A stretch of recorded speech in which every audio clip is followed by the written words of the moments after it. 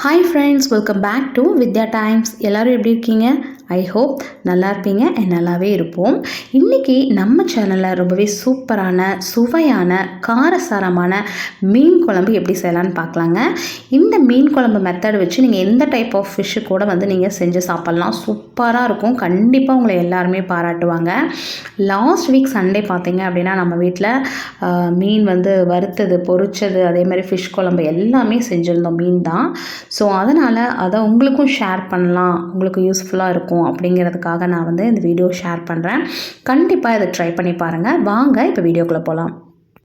மீன் குழம்புக்கு நான் எடுத்துருக்கிறது பார்த்தீங்க அப்படின்னா ரோஹு மீனுங்க. இது ஒரு 1 kg இருக்கும். நல்லா சுத்தமாக வாஷ் பண்ணிவிட்டு உப்பு, மஞ்சள் தூள் போட்டு நல்லா தடவி ஒரு ஓரமாக மேக்னேட் பண்ணி வச்சிடலாங்க.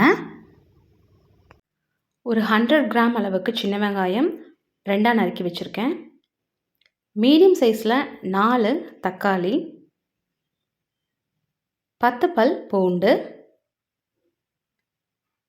ஒரு 5 ஸ்பூன் அளவுக்கு தேங்காய் துருவலாக சேர்த்திக்கலாம். கூடவே 1 ஸ்பூன் ஜீரகம், 1 ஸ்பூன் குருமிளகு, 2 வரமிளகாய், 1 கொத்து கருவேப்பிலை.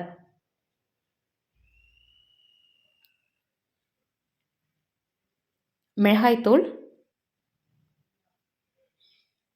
மஞ்சள் தூள், மல்லித்தூள், தேவைக்கேற்ப உப்பு, ஒரு லெமன் சைஸில் புளி எடுத்து நல்லா வாஷ் பண்ணிவிட்டு ஊற வச்சுக்கலாம். இப்போது ஒரு கடாய் எடுத்து வச்சு அதில் நான் தேங்காய் ஆட் பண்ணுறேன் வறுக்கிறதுக்கு.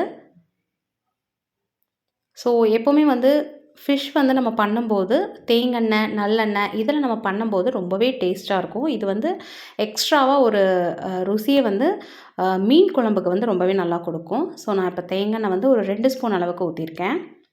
ஸோ ஆயில் நல்லா ஹீட் ஆகட்டும்.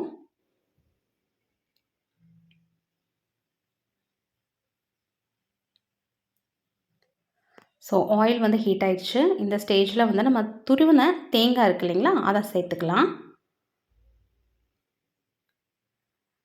தேங்காய் பார்த்தீங்க அப்படின்னா அடிப்பிடிச்சிடக்கூடாது. ஓரளவுக்கு மீடியம் ஆர் சிம் அந்த மாதிரி மாறி மாறி வச்சு நம்ம அது நல்லா சாட்டே பண்ணிக்கணும். ஏன்னா இதுதான் குழம்புக்கு டேஸ்ட் கொடுக்குறதே. இந்த வறுத்து அரைச்சி விட்ட மசாலா தான் குழம்புக்கு ஒரு நல்ல டேஸ்ட் கொடுக்கும்.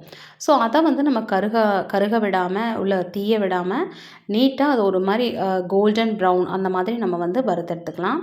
இப்போ தேங்காய் நல்லா ஓரளவுக்கு நல்லா மணம் வர அளவுக்கு நல்லாவே வறுத்துருச்சுங்க. அப்படியே வீடே கமன்னு மணக்கும் இது வறுக்கும்போது. ஸோ கூடவே பார்த்தீங்க அப்படின்னா ஒரு 1/2 ஸ்பூன் அளவுக்கு மஞ்சத்தூள் ஆட் பண்ணிக்கலாம். கூடவே பார்த்தீங்க அப்படின்னா 2 ஸ்பூன் அளவுக்கு மிளகாத்தூள் ஆட் பண்ணிக்கலாம். ஏன்னா இதில் உப்பு, புளி, காரம் இந்த 3 தான் மீன் குழம்புக்கு டேஸ்ட் கொடுக்குறதே. ஸோ காரம் கொஞ்சம் தூக்கலாக இருந்தால் தான் நல்லாயிருக்கும். ஸோ அதனால் நான் 2 ஸ்பூன் நான் தாராளமாக மிளகாத்தூள் ஆட் பண்ணியிருக்கேன். ஸோ மல்லித்தூள் பார்த்தீங்க அப்படின்னா ஒரு 1/2 ஸ்பூன் தான் ஆட் பண்ணுறேன். ஏன்னா நமக்கு மிளகாத்தூளை விட மல்லித்தூள் நீங்கள் கம்மியாக போடுங்க. டேஸ்ட் ரொம்பவே சூப்பராக இருக்கும். ஸோ இது எல்லாமே நல்லா ஒரு 1 மினிட் இந்த மசாலாஸ் எல்லாமே நல்லா குக் ஆகட்டும். தேங்காயோட நல்லா கலந்து நல்லா குக் பண்ணிக்கலாம். அதனோட அந்த பச்சை வாசனை போகணும். இப்போ பார்த்தீங்க அப்படின்னா நல்லா கலந்து விட்டாச்சு. இப்போ நம்ம எடுத்து வச்சுருக்கோம் இல்லைங்களா, சீரகம் 1 ஸ்பூன், குருமிளகு 1 ஸ்பூன், கருவேப்பிலை 1 கொத்து. ஸோ இதையும் நம்ம நல்லா இதோடு சேர்த்து நல்லா சாட்டே பண்ணிக்கலாம்.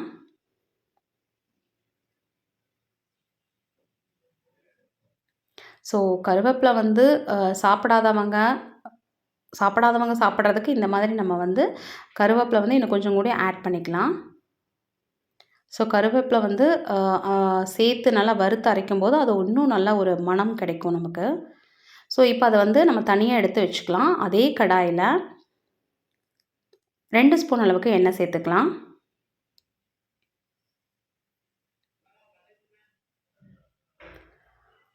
ஸோ இப்போ நம்ம தேங்காய் வறுவல் தனியாக எடுத்து ஆற வச்சுருக்கோம். அது ஆறட்டும். ஸோ அது மீன்வாயில் நம்ம இந்த சின்ன வெங்காயம், தக்காளி எல்லாம் போட்டு நம்ம சாட்டே பண்ணிக்கலாம். இப்போ எண்ணெய் ஹீட் ஆனதுக்கப்புறம் நம்ம எடுத்து வச்சுருந்தோம் இல்லைங்களா, சின்ன வெங்காயம் 2ஆக நறுக்குனது அதை ஆட் பண்ணிக்கலாம். நீங்கள் சின்ன வெங்காயம் முழுசாக போட வேண்டாம். 2ஆக நறுக்குனீங்க அப்படின்னா இன்னும் கொஞ்சம் நல்லாவே ஈஸியாக வணங்கும். ஸோ நல்லாவே சீக்கிரம் வதங்கி கொடுக்கும். ஸோ 2 கட் பண்ணி எடுத்து வச்சுக்கலாம். அதே மாதிரி சின்ன வெங்காயம் வந்து சுத்தமாக தோல் வந்து நீக்க வேண்டாம். எப்போவுமே சின்ன வெங்காயம் தொளிச்சு வாஷ் பண்ணிக்கோங்க. கூடவே வந்து நம்ம எடுத்து வச்சுருக்க தக்காளியும் ஆட் பண்ணிக்கலாம்.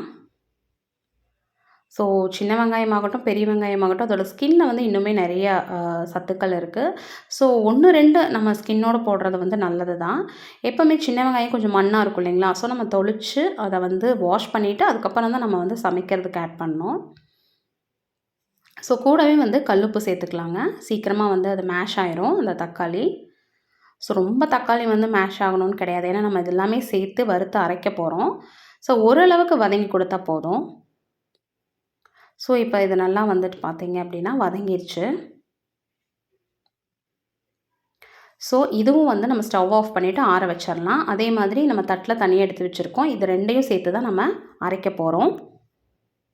நல்லா ஆறுனதுக்கப்புறம் அரைச்சிடலாம். இப்போ பார்த்தீங்க அப்படின்னா நம்ம வறுத்து வச்ச தேங்காய், அதுக்கப்புறம் வெங்காயம், தக்காளி இது எல்லாமே நல்லா கூல் டவுன் ஆயிடுச்சுங்க. இப்போது இதை எல்லாமே எடுத்து நம்ம மிக்ஸி ஜாரில் சேர்த்துக்கலாம். மிக்ஸி ஜாரில் சேர்த்துட்டு நல்லா ஃபைன் பேஸ்ட்டாக வந்து அரைச்சி எடுத்துடலாங்க. ஸோ ஃபைன் பேஸ்ட்டாக நீங்கள் அரைச்சிங்க அப்படின்னா தான் உங்களுக்கு வந்து இந்த அரைச்சி விட்ட சாம்பார் வந்து ஒரு மாதிரி திப்பி திப்பியாக இல்லாமல் நல்ல ஃபைனாக இருக்கும். பாருங்கள், இந்த மாதிரி அரைச்சாச்சு. நல்ல ஒரு க்ரீமியாக இருக்கும் நமக்கு இந்த சாந்து. ஸோ இப்போ வந்து நம்ம எந்த பாத்திரத்தில் செய்கிறோமோ அந்த பாத்திரத்தை எடுத்துக்கலாம். மண் சட்டி இருந்ததுன்னா இன்னுமே சூப்பராக இருக்குங்க. டேஸ்ட் வந்து சூப்பராக இருக்கும் மண் சட்டியில் செய்யும்போது. இப்போ எந்த பாத்திரத்தில் செய்கிறோமோ அந்த பாத்திரத்தில் நம்ம அரைச்சி வச்சோம் இல்லைங்களா, அதை எல்லாத்தையுமே வந்து இதில் போட்டுக்கலாம். ஸோ சுத்தமாக அந்த மிக்ஸி ஜார்லெலாம் இருக்கும் இல்லைங்களா, அதெல்லாமே சுத்தமாக நல்லா க்ளீன் பண்ணி நம்ம இதில் ஆட் பண்ணிக்கலாம். பாருங்கள் எவ்வளோ க்ரீமியாக இருக்குது அப்படின்னு. நம்ம ஆல்ரெடி எடுத்து வச்சுருந்தோம் இல்லைங்களா லெமன் சைஸ்க்கு புளி, அதை நல்லா க்ளீன் பண்ணிவிட்டு சுத்தமாக வடித்து கரைச்சி வச்சுருக்கேன். அதையும் இதில் நம்ம ஆட் பண்ணிக்கலாம். இப்போ இதை நல்லா வந்து கலந்து விட்டுறலாங்க. நல்லா எல்லா சாந்துலையுமே வந்து நல்லா மிக்ஸ் ஆகிற மாதிரி கலந்து விட்டுக்கலாம். கூடவே வந்து கொஞ்சம் தண்ணி ஆட் பண்ணிக்கலாம். அதேமாதிரி அந்த மிக்ஸி ஜார்லாம் கொஞ்சம் இருக்கும் இல்லைங்களா, அதையும் வந்துட்டு நம்ம வாஷ் பண்ணி இதில் சேர்த்துக்கலாம். அதே மாதிரி இந்த ஸ்டேஜில் உங்களுக்கு எவ்வளோ குழம்பு வந்து வேணும், கிரேவி வந்து உங்களுக்கு ரொம்ப கெட்டியாக வேணுமா இல்லை கொஞ்சம் தண்ணி மாதிரி வேணுமா அப்படிங்கிற மாதிரி நீங்கள் இந்த இடத்துல இந்த கன்சிஸ்டன்சி வந்து நீங்கள் செக் பண்ணிக்கலாம். ரொம்பவும் தண்ணியாக இருந்தால் நல்லா இருக்காதுங்க. அதே மாதிரி ரொம்பவும் கிரேவி மாதிரி இருந்தாலும் நல்லா இருக்காது. கொஞ்சம் ஓரளவுக்கு மீடியமாக நீங்கள் பார்த்துக்கோங்க. ஸோ இப்போ பார்த்தீங்க அப்படின்னா நல்லாவே கலந்து விட்டாச்சுங்க. இப்போ இதை வந்து நம்ம அடுப்பில் எடுத்து வச்சிடலாம். இந்த ஸ்டேஜில் நீங்கள் செக் பண்ணி பாருங்கள், உங்களுக்கு கொஞ்சம் உப்பு பத்தலையான்னு சொல்லிட்டு. பத்தலை அப்படின்னா கொஞ்சம் ஆட் பண்ணிக்கோங்க. இப்போ வந்து ஸ்டவ்வை ஆன் பண்ணி இதை தூக்கி நம்ம அடுப்பில் வச்சிடலாம். ஒரு தட்டு போட்டு மூடி வச்சிடலாங்க. ஒரு 5 மினிட்ஸ் கழித்து பார்த்தீங்க அப்படின்னா இந்த மாதிரி நுரக்கட்டி வரும். அதாவது நல்லா கொதிக்காது, ஜஸ்ட் அப்போ தான் வந்து அந்த பொங்கல்லாம் வந்திருக்குங்க. இந்த ஸ்டேஜில் நம்ம என்ன பண்ணுறோம் அப்படின்னா, நம்ம ஆல்ரெடி வந்து உப்பு மஞ்சத்தூள் தடவி வச்சுருக்கோம் இல்லைங்களா, இந்த ஃபிஷ்ஷை வந்து நம்ம எல்லாமே ஆட் பண்ணிக்கலாம். கொஞ்சம் கேப் விட்டு ஆட் பண்ணிக்கலாங்க. ஏன்னா நல்லா கொதிக்கும்போது வெந்துருச்சு, சீக்கிரம் வந்து ஃபிஷ் வந்து வெந்துடும். ஸோ அது வந்து உடஞ்சிராமல் இருக்கணும் அந்த பீஸ் எல்லாமே. ஸோ அதனால் கொஞ்சம் தள்ளி கேப் விட்டு நம்ம வந்து சேர்த்துக்கலாம். அதாவது லைட்டாக அந்த பபிள் வரும்போது நம்ம வந்து இந்த மீன் ஆட் பண்ணிடலாம். அப்போ தான் வந்து அந்த உப்பு, காரம், புளிப்பு எல்லாமே வந்து அந்த ஃபிஷ்ஷில் வந்து நல்லாவே பிடிக்கும். ஸோ பத்தாததுக்கு நம்ம மஞ்சத்தூளும் உப்பும் போட்டு நம்ம மேக்னேட் பண்ணி வச்சுருக்கோம். ஸோ என்னென்னா சீக்கிரமாகவே வந்து ஃபிஷ் வந்து அந்த உப்பு காரத்தில் அப்சர்வ் பண்ணிக்கும்.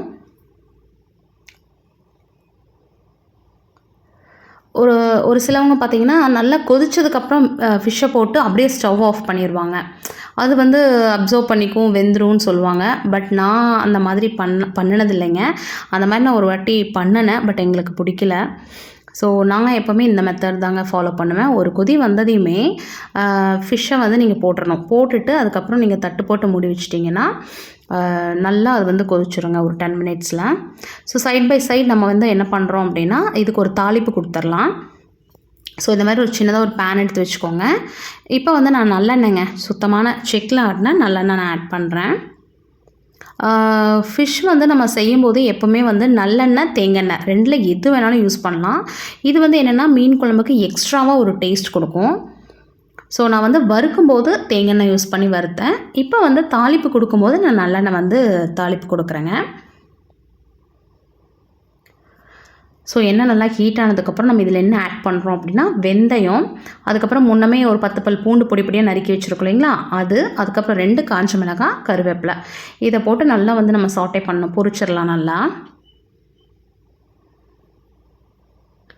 ஸோ ஓகே, இது வந்து ரெடி ஆயிடுச்சுங்க. இப்போ இதை வந்து நம்ம என்ன பண்ணுறோம் அப்படின்னா ஆல்ரெடி கொதி வந்துட்டுருக்கு இல்லைங்களா, அந்த குழம்புல இதை சேர்த்துக்கலாம்.